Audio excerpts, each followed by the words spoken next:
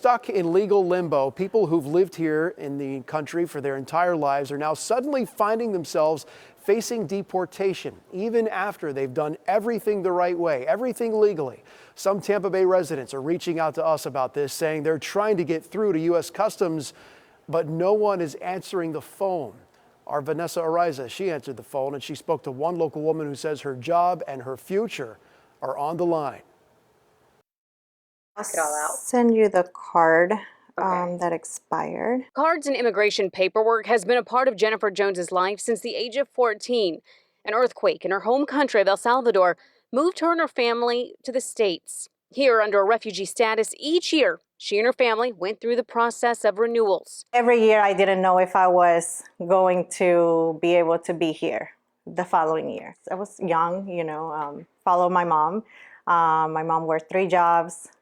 I was going to school. I would barely see her. And every year they were granted temporary status. In 2017, Jones married her husband and began the legal process of becoming a citizen. Her refugee status turned into a conditional one. And in 2020, she received a letter from the U.S. Citizenship and Immigration Office extending that for 2 more years. It is a whole process of them making sure I'm not lying about my marriage. I'm not faking that. I'm just marrying for benefits and to stay here. As of yesterday, her status is expired, which means she legally cannot work. She tells us she has been trying for a year to get an extension. I tried to contact them.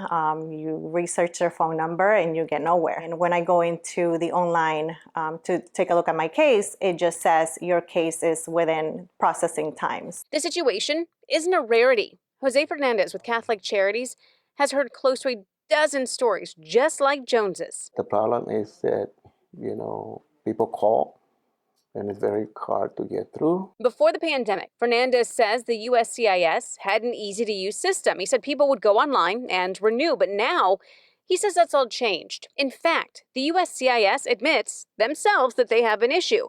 In March, they acknowledged it, saying there were resource constraints from the previous administration.